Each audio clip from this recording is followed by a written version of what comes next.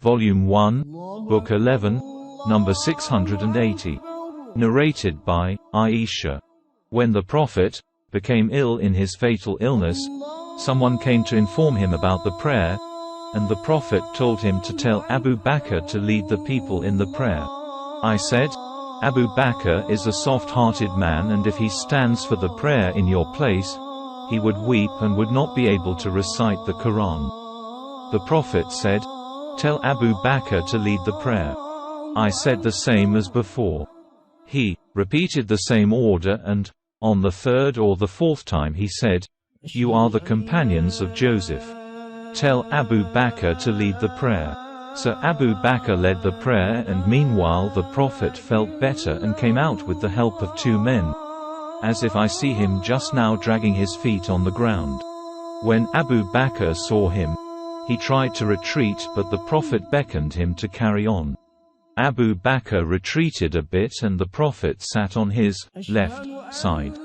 Abu Bakr was repeating the takbir, Allahu Akbar, of Allah's Apostle for the people to hear. Volume 1, Book 11, number 681. Narrated by Aisha. When Allah's Apostle became seriously ill, Bilal came to him for the prayer. He said, tell Abu Bakr to lead the people in the prayer. I said, O Allah's Apostle, Abu Bakr is a soft-hearted man, and if he stands in your place, he would not be able to make the people hear him. Will you order Umar to lead the prayer? The Prophet said, tell Abu Bakr to lead the people in the prayer.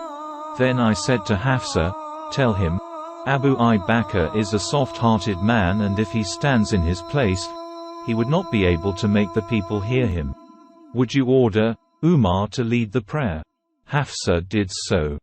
The Prophet said, verily you are the companions of Joseph. Tell Abu Bakr to lead the people in the prayer. So Abu Bakr stood for the prayer. In the meantime Allah's Apostle felt better and came out with the help of two persons, and both of his legs were dragging on the ground till he entered the mosque. When Abu Bakr heard him coming, he tried to retreat, but Allah's Apostle beckoned him to carry on. The Prophet sat on his left side. Abu Bakr was praying while standing, and Allah's Apostle was leading the prayer while sitting. Abu Bakr was following the Prophet, and the people were following Abu Bakr in the prayer. Volume 1, Book 11, number 682.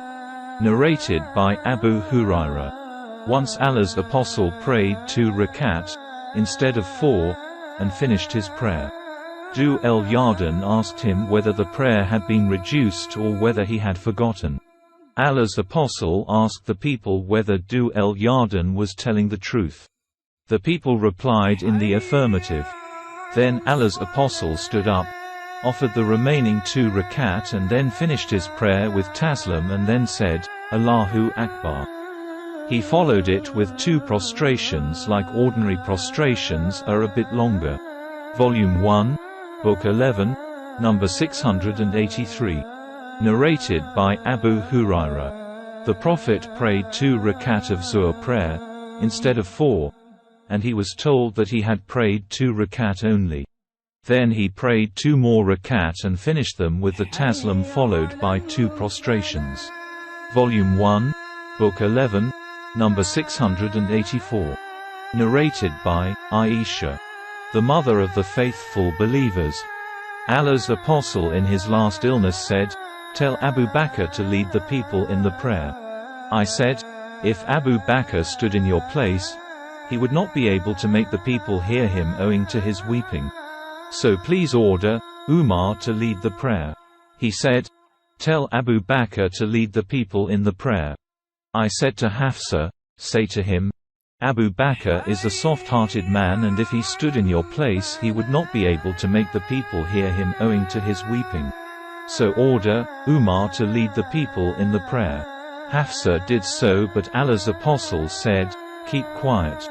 Verily you are the companions of Prophet Joseph. Tell Abu Bakr to lead the people in the prayer.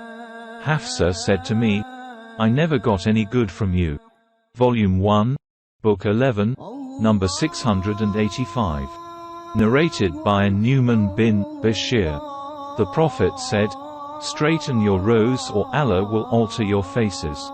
Volume 1, Book 11, number 686. Narrated by Anas. The Prophet said, "Straighten your rows, for I see you from behind my back." Volume 1, Book 11, number 687. Narrated by Anas bin Malik.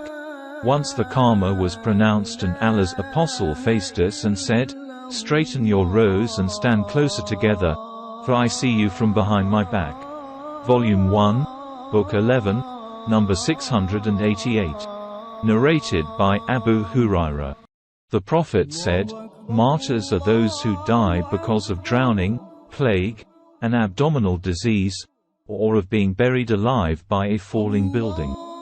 And then he added, "If the people knew the reward for the Zuhr prayer in its early time, they would race for it. If they knew the reward for the Isha and the Fajr prayers in congregation, they would join them even if they had to crawl. If they knew the reward for the first row, they would draw lots for it." Volume 1, Book 11, number 689. Narrated by Abu Hurairah. The Prophet said, "The Imam is appointed to be followed. So do not differ from him. Bow when he bows, and say, Rabbana lakal hamd, if he says, Sami'a Allahu liman hamida, and if he prostrates, prostrate after him. And if he prays sitting, pray sitting altogether, and straighten the rows for the prayer, as the straightening of the rows is amongst those things which make your prayer a correct and perfect one." See Hadith number 657. Volume 1, Book 11, number 690. Narrated by Anas bin Malik. The Prophet said, "Straighten your rows as the straightening of rows is essential for a perfect and correct prayer." Volume 1, Book 11, number 691. Narrated by Anas bin Malik. I arrived at Medina and was asked whether I found any change since the days of Allah's apostle. I said, "I have not found any change except that you do not stand in alignment in your prayers." Volume 1, Book 11, number 692. Narrated by Anas bin Malik. The Prophet said, "Straighten your rows for I see you from behind my back."